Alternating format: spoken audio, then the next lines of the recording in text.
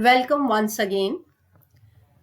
We are learning about the natural disasters. So first of all, we will learn about earthquakes.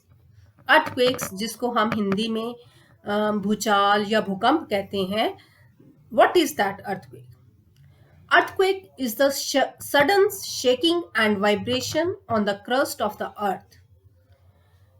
Sometimes there are sudden movements under the surface of the earth. कई बार क्या होता है, जमीन के अंदर, surface के अंदर कुछ अचानक से मूवमेंट्स हिलना शुरू हो जाता है. These causes strong vibrations on the surface of earth. और ये वाइब्रेशन इतनी स्ट्रांग होती है कि हम जमीन पे खड़े खड़े उनको महसूस करते हैं. This is called earthquake. The earth experiences millions of earthquakes every year. हमारी अर्थ के अंदर बहुत सारे अर्थक्वेक्स आते हैं जिसमें जो हमारी ज़मीन है वो हिलना शुरू हो जाती है. The vibrations during the earthquake can destroy cities and countries and kill thousands of people in an instant. In vibrations के साथ जब ज़मीन हिलती है तो कितनी सारी सिटीज़ या कंट्रीज़ जो हैं वो हिलने लग जाती हैं, खत्म हो जाती हैं, और जिस कारण से कितने सारे हजारों लोगों की डेथ हो जाती है. Earthquakes usually last for less than a minute but can be felt over large areas. हम ये जो अर्थक्वेक है हम इसको प्रेडिक्ट नहीं कर सकते हैं. प्रेडिक्ट करना का मतलब होता है हम उसको पहले नहीं जान सकते कि इस टाइम पे अर्थक्वेक आएगा, क्योंकि अगर ऐसा होता तो साइंटिस्ट हमें अलर्ट कर देते और हम लोग सेफ साइड पे चले जाते.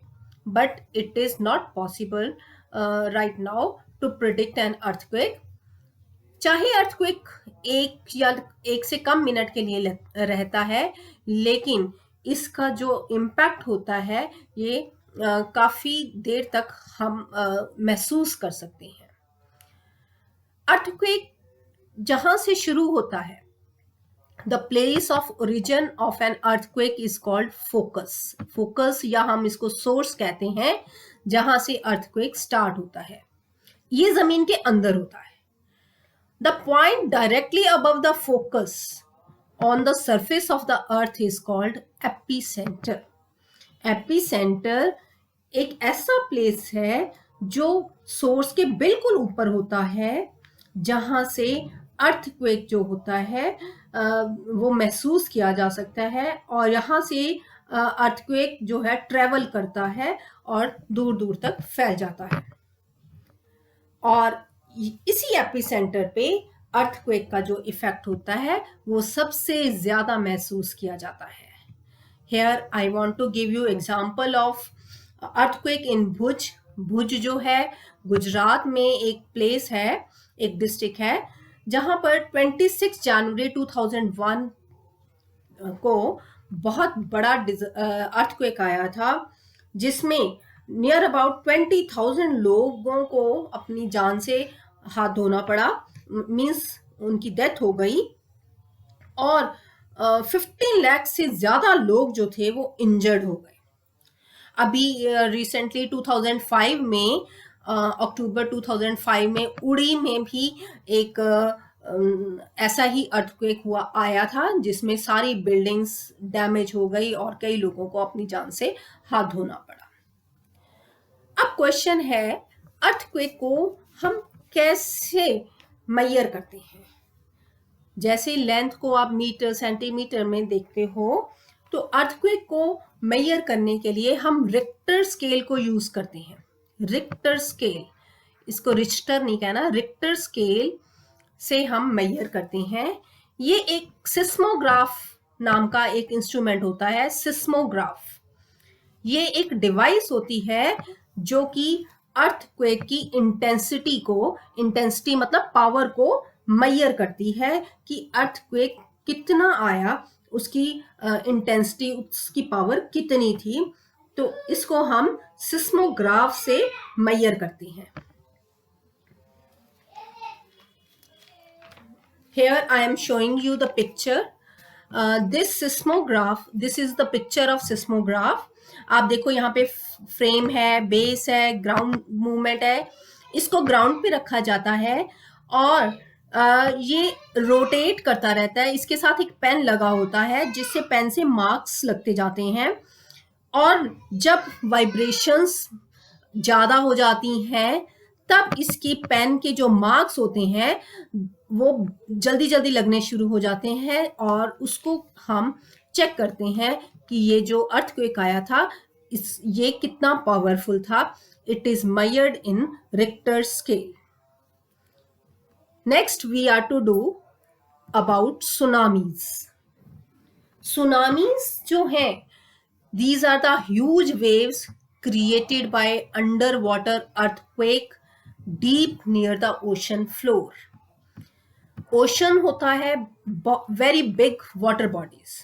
ओशन के फ्लोर पे जब अर्थक्वेक आता है तब जितना भी पानी है, जितनी भी वेव्स हैं, वो सारी ऊपर उठ जाती हैं और इतनी हाई होती हैं, इतनी ह्यूज वेव्स बनती हैं कि वो सी फ्लोर से ऊपर उठ जाती हैं और ये वेव्स जो हैं दूसरे सी शोर पे जितनी भी बिल्डिंग्स होती हैं उनके ऊपर जाकर के गिरती हैं और कई बार इससे बिल्डिंग्स, शिप्स ये सारी डैमेज हो जाती हैं।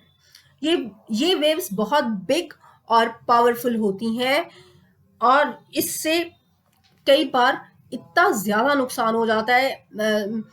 लाइट, इलेक्ट्रिसिटी के जितने भी पोल्स होते हैं, telephone connections, buildings even, all are destroyed in such a huge waves इतनी ज़्यादा पावरफुल होती हैं। आपने देखो पिक्चर में भी देख रहे हो, सी के बीच में से वेव्स इतनी ऊंची उठ गई।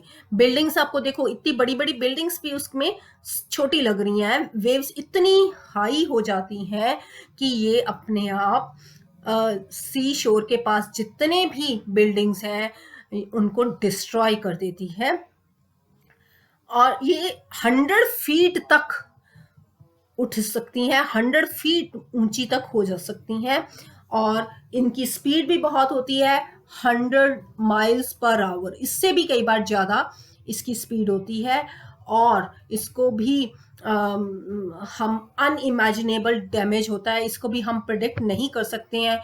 इतना नुकसान होता है कि जिसकी हम सोच भी नहीं सकते, इतना जिसको हम इमेजिन भी नहीं कर सकते। इतना ज़्यादा नुकसान होता है प्रॉपर्टी का और लाइव्स का।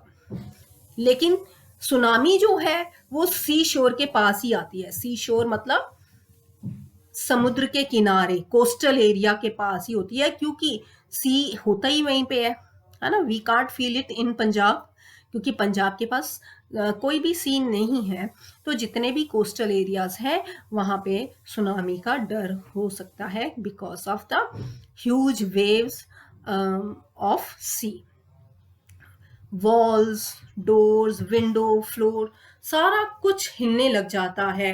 इवन कि घर में पड़ी क्रॉकरीज, ये सारी चीज़ें पानी के कारण उसमें तैरने लग जाती हैं और इतना ज़्यादा नुकसान होता है कि लोगों को घर से निकलने का भी मौका नहीं मिलता है कई बार। I want to give you example. एक इंडिया में सुनामी आई थी 26 दिसंबर 2004 में।